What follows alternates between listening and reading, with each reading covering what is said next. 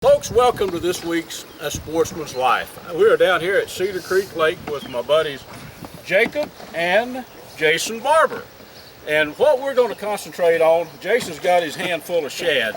This is the time of year, Jason, when these shad are pulling up shallow, and you have been hammering a mixed bag using fresh shad. And I think it'd be nice to know why the fish are up there, the game fish eating shad. But why are the shad there? They're not washed up because of wave action. Bill Dance taught me that years ago. The zooplankton's up there in the vegetation. These shad are up eating, aren't they? They are, and also this time of the year, usually towards the end of March, 1st of April, we get a shad spawn. So not only they come in following that plankton, but they start laying eggs this time of the year. So about daylight, give or take, sometimes before, sometimes after, they're going to come in on these retaining walls, rocks, the boats, anything that gathers a little moss. And they'll come in and they'll flicker around and they'll spread their eggs and fertilize. And they'll do that for the first hour of daylight, and then back to the plankton. They get out here and they follow that plankton around and start eating it. But we get in here early, throw a net, catch a big mess of these, and everything in the lake eats them. Crappie, catfish, sand bass, largemouth, everything thrives on the shad. These are threadfin. We do have a gizzard shad too, but when these come in and spawn, that's what you catch. You throw the net, you catch threadfins, and hundreds of them. But no better bait in the lake than this right here. Folks, we are at Cedar Creek Lake, and this is guide Jason Barber and his son Jacob. Jason and I fished together many years and had lots and lots of fun, and our goal today is just catch a bunch of whatever. They're all, like you said, they'll all eat these. It's a mixed bag usually. Yeah. So I guess we'll just get on out there on the water. What do you think? Let's do it. Time's a wasting.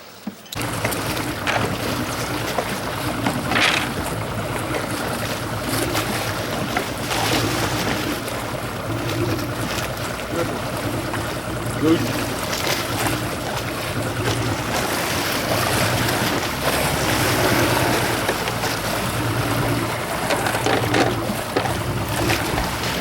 He's photogenic. That picture. All right, we got some shad coming aboard here.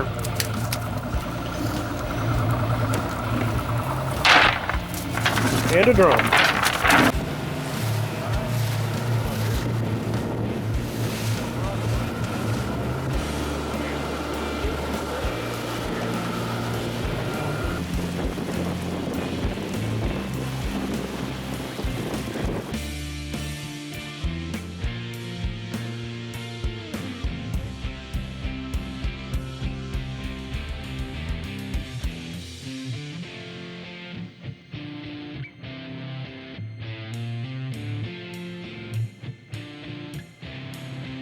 Yeah. Well, the first fish, Mr. Clayton, good job. Oh, thank you. That'll be Look at that. fish right there. Good eating Yep, little blue sure will. Hard. Well, we just got out of the wind, folks. It's a little bit windy out, so we kind of tucked away here. We're fishing up shallow. Got a bunch of catfish and sand bass and stuff up in here likely, so I got it. just out having some fun. You better believe it. Collecting some fish for a fish fry. You bet. There he is. Well, it wasn't a minute ago. Luke had the first one on, and now he's got the second one on. I tell you, I've been listening to our guide over here. Always listen to your guide, folks. If you don't get any tips out of this entire show, don't guide the guide. That's exactly something that old Luke has learned. Yeah, right up next to those rocks. Here's a pretty one. Nice. Yes, that's a indeed. Good eater, Blue. Absolutely gorgeous fish. There, Look Blue. at that. Now, let's go get some more. What do you say? Let's do it. Let's do it. Get that one in the live box. Well, friends, I want to show you what I use for night hunting. This is the Wraith by Sightmark. It's a digital. It's not thermal, but you can use it for daytime hunting. It has a color mode. It's color during the day, and at nighttime for shooting hogs and predators out to. I've killed them out to 125 yards, but I sight in for that distance. You could shoot them a lot farther. Go online to learn more about the Wraith. You can go to sightmark.com and check them out. Absolutely awesome hunting tool for day or night. Well, folks, it is Luke Clayton, and I want to show you something right here that I am very, very proud of. My gearhead bow. I've taken a couple of hogs with it, and I'm deer hunting. I'm down at the Bucket Bass Ranch at a buddy of mine's, and I'm going to be deer hunting. Let me show you something here. Now, this is the coolest thing in the world, and I am the first time I have ever shot a bow with a shoot-through riser. I'm going to look right at you here. There's a riser here. There's a riser here. Look at the arrow on this gearhead bow, right in the middle. And if you think that doesn't make a difference, you know, for many, many years, me and I guess every other bow hunter been shooting one side of the riser or the other. This thing shoots straight through. Folks, check them out online. This is the bow that I hunt with, and I've got a lot. I love it. Lots of confidence in it. GearheadArchery.com. All right, what we got, guys, gals, these bulkheads, these catfish will run right up and down these walls. Shad come in here and spawn on their moss, and the catfish will come eat the eggs and the shad, but they'll run right along these walls. Occasionally you'll catch them out, but a good bet is to throw close to it, try to leave your bait in there, and eventually one's going to find it. So kind of just throw it down and close They work right along the wall. Jason? Just yeah? right on it, you know. Okay. Close as you can get it, within 5 or 10 feet of it, you know, and you're in a good spot. And then just try to get it to stay in there close. Windy days like this, your boat's going to drift in and out. You want to mend the line, give it a little line if it goes tight, reel it up when you go towards it, and then try to feel for that bite. And a lot of times they're going to run out with it because they can't go that way. So. Gotcha. You mentioned, yeah, that they'll grab a hold of it and they'll actually head to deeper water, huh? Deeper water. It's competition in there, so when they get something in their mouth, they try to get it away from there before somebody steals it. So, in your opinion, are we in ideal conditions as far as weather-wise? I mean, we had a storm come through this morning, folks, and it got a little bit windy out there, but blue skies are coming here, so yeah, what do you think? It's an early morning deal, so we're catching the tail end of it. First couple hours in the morning is usually when it's prime time for this bite, but you'll have a little trickle in here throughout the day. Got the boys up here fishing. Oh, yeah. Jacob, you catching anything up there? What's going on? I'm getting a few bites. I have to take the bait a lot. Getting a few bites, all right. Well, folks, you can't beat this day. Getting out on the water and just spending some time away and catching a catfish or two. Catching some dinner. Yeah. Well, so far, you're the only one eating, Clayton. Well, I'm hoping. But he's hoping for the best. He's really good at sharing, so that's good. I'll share. All right. Yeah.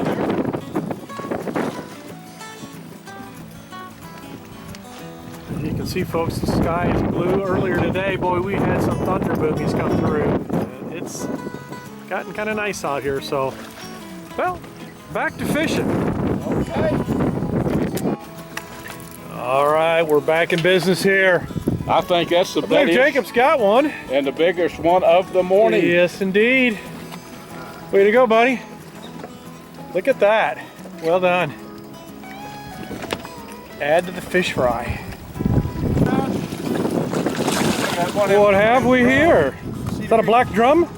Cedar Creek drum. Look at that. Is he gonna be too big? He's a chunk. You know, okay, no, these. I'm gonna tell you. Okay, for all of our viewers, I wanna make a point here.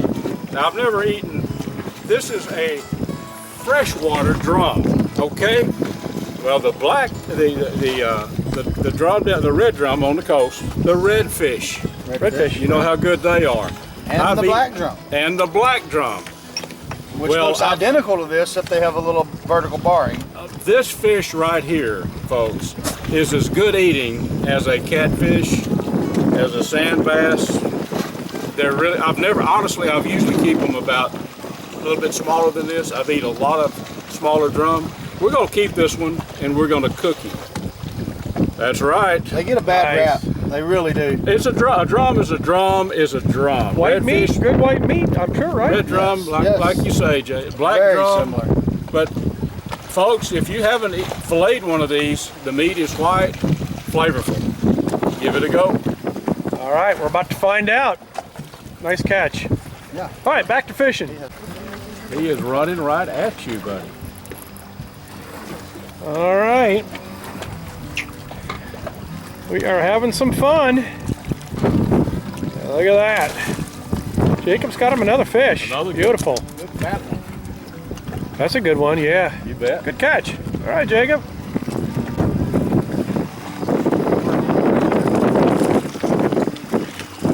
Jacob showing us how it's done. Jacob Barber Fishing Show. Again. Yep. What's your secret, buddy? He just holds his lip right, I guess. You gotta catch them. You gotta catch him. You gotta put the bait in their mouth. All right. You got one, Jeff? I got one there, bud. All right, bring him in here, buddy. Coming in. Incoming. Woohoo. Yes, sir. We're Let's gonna add to the pile, bud. put him in the box Yeah, and blue. He's beautiful. Those two are more nice such fillet. The beautiful sheen fish. at those Look at that. beautiful fish. Yeah. Take a look over here, Luke. Let's open up this cooler here. We've only been fishing a few minutes here. Hey, we've been fishing for a few minutes. We got a few, so we got a good start. All All right, let's get back and get some more, huh? And some sand bass action coming up with some slabs. Put the fish right on that stump. That's the edge of it. I don't think I got it perfect. You can see it's got some fish on it. Probably. Very possible. Got the spot. Still got it. Yeah. Much marking on it yesterday. It was in the wind like this. Yeah. I decided to put it here.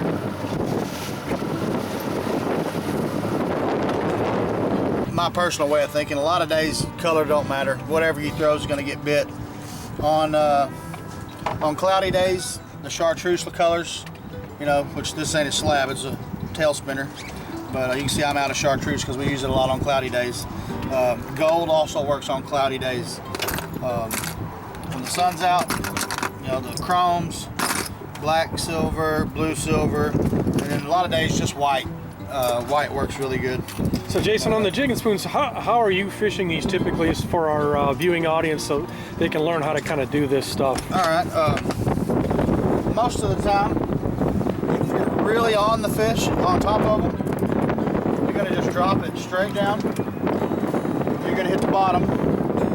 Once I get to the bottom, I crank my slack up down low, so I'm pretty low with my rod. And then just a short hop. You don't want to hop too much. A lot of people get way too high. You just want to hit the bottom, hop it. I kind of want to let it fall at its natural pace. You don't want to slow it down because what you're wanting is that bait to flutter. They're going to see it rolling and fluttering down. So you just kind of follow it. Follow it down because they'll hit it a lot of times on the fall, correct? Most of the time on the fall. Exactly. Most of the fish you catch on the way up are going to be snagged on the outside of the mouth. They were probably in there trying to hit at it and you just snagged them. But hit that bottom every time, hop it. As soon as it hits the bottom, hop it. You don't let it lay there or anything, you just hop it. You just want to create that flutter down as many times as you can. I've found that the double and triple hop usually get you tangled up more with your hook on the line. So just a single hop, let it fall. So let it fall. Tell our folks, you know, what's the area we're fishing? I mean, we're fishing a drop off, it looks like here. This is actually a clay point, underwater point. You can't see it right now with the eye. When the lake gets low, you can see some shallow water here. So it's a washed off hard bottom spot, and it comes up out of 20 foot and just up into 6 and 8 foot. And some days they're in the 6 and 8, some days they're in the 10 on the edge. But each day you got to graph it and kind of find out where your fish are hanging. Best way to know where they're at is to catch one. That is it. And another technique that works really good for me if you're searching, you want to throw out, you know, give it a few seconds to get to the bottom. Probably the easiest way to do it is I'll point my rod at the lure and I'll just reel it 2 or 3 times, let it fall back to the bottom real fast, 2 or 3 times. Gotcha. So it's fluttering back. They're going to hit it when you stop it. And then if you're a good, you know, like a bass fisherman, you can kind of get a hop, pick up your snack, hop, pick up your snack, always find it in the bottom again.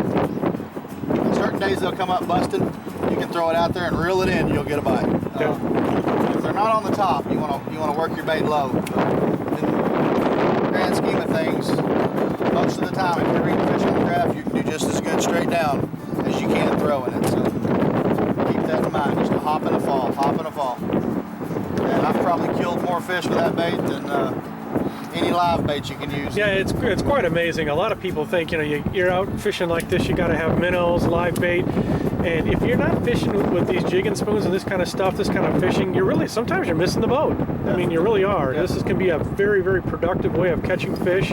I know I've caught many fish doing this myself. And we were talking a little bit about deep sea fishing earlier, and you'd mentioned something about using big jigs in deep, salt water. And man, is that not fun for tuna and all that kind of stuff? And it's the same thing. You're just imitating the bait fish that they're chasing. Exactly. And they see that flash and they go for it, And the beautiful thing is you reel the fish up and you come down your line, you grab the lure, you grab the fish, you unpop him, no bait in your hook, you're right back on them. You are back fishing. Boom, you catch another one. So they're efficient, more than anything. Right.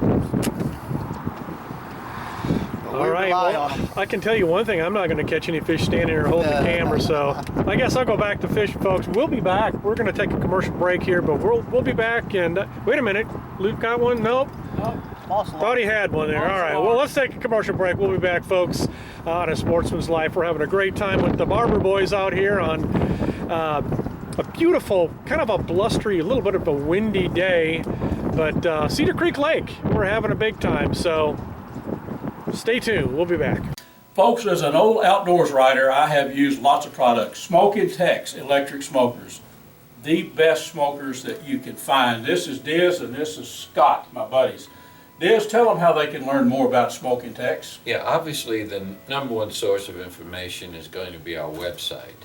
It's got hundreds of recipes, it's got helpful guides, it's got all of our models and our accessories listed there. Of course, we have a phone number, 888-922-1511, and we'll actually answer our own phones. That's true. And Diz, the main thing, the easy way, smokingtex.com. You can learn all about it. Correct. And of course, we're on all the social media, Instagram, Facebook, etc. So take a look at us whenever you can, and whatever social media you'd like, and we look forward to working with you. Hi folks, it's your old buddy Luke Clayton, and this ain't your grandpa's pump-up air gun. This is the Texan made by Air Force Air Guns, and it's the most powerful production air gun in the world. A few years ago I started shooting these when they first came out. I actually had a chance to test. They didn't really need any testing, but to shoot one of the 10 prototypes when it first came out. Now this is the improved model. This tank pressures up to 3,625 psi. This gun will develop, I believe it's 750 foot-pounds of energy shooting a 520 grain bullet. So this is your big daddy of air guns. If you want to get into hunting or shooting air guns, you don't have to shoot a 520 grain bullet. I shoot a Nielsen specialty ammo bullet I think it's 340 grains. But here you go. Check these out online. You can go to airforceairguns.com and check them out. But this is the one I've hunted with a lot. I've probably killed 30 hogs and a bunch of exotics, and I'm going to get after the deer here in Texas this year with it. airforceairguns.com. Fish up here. Oh yeah. All right, Luke. Sure. Nice one there, buddy. Show us what you got there. Fish for a lot of different fish, but I actually love catching white bass, sand bass. So Oh yeah, fun. good eating too. Very good eating, you betcha. All right. We'll put him in there with his Fishing comrades. jigging spoons out here on Cedar Creek Lake. This is a lot of fun. I'll tell you what, man, this comes, actually, I hate to brag being an old fisherman, this comes from years of fishing and years of practice right here. This is a monster, and you've got a nice one too. At least I caught mine in the mouth. Well, no, that's here, see here, that way you don't for a quick release, I always hook them under that anal fin right there. Is that what it is? Oh yeah. Well, way to go, Jeff. We're eating good tonight, folks. Look at that. Woohoo! I say it takes more talent to catch a fish like that with a tiny mouth. Exactly. I think so. Well, okay. Skill. Now Lots let's of skill. Go get some of those big 2-pound white bass, please.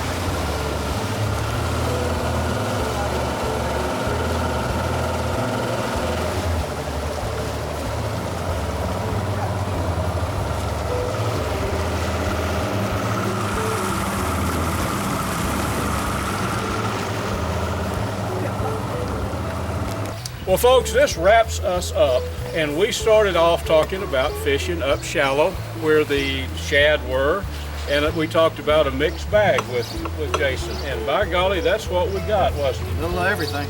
Little of everything. We might get some eyebrows with our drum, but trust me, folks, if you don't eat freshwater drum, you might be missing the boat. They're a drum, aren't they? They're a drum. They get a bad rap. A lot of people think they're equivalent to a carp or something. And, you know, all fish are probably edible. The drum actually has really white meat. People say they're bony. They're really not much bonier than any other fish. They have a little bit of a Y bone to them, but not much. So easily removed and not a lot of red meat. A little bit more dense meat like a hybrid or a striper. Yeah. But blackened, really good. You can fry them up with the mix and you probably wouldn't even be able to tell it apart. I could almost guarantee we could cut him, fillet him, then cut him in some smaller strips, fry him up with some white bass. Of course, we could tell the difference in our blue cat and drum, or the drum and the channel cat. Mm-hmm. You know, but they're all good eating. And here, these yellow bass. I keep a lot of these, even the small ones. I mean, Yeah. if you can get a fillet out of this about like you would get off a bluegill, Exactly. they're going to eat really similar to a bluegill. They're a little better than sand bass, maybe not quite a crappie, but a really good eating fish. They are. So No bag limit, no size limit. had a great time, and I think what all of you might get out of this show, when the shad spawn, when they're up shallow, that's usually a couple hours in the morning bite.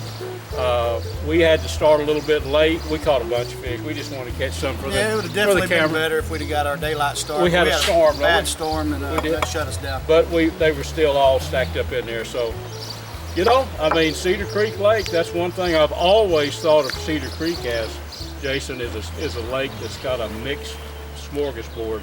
The blues, you know, Tawakoni, Ray Hubbard, Texoma's known for big blues. Cedar Creek, I know one time you and I came out, I was doing a magazine story, and right out of the jump, we caught a 54-pounder. Yeah, So anyway, it's a great lake. So some big ones here.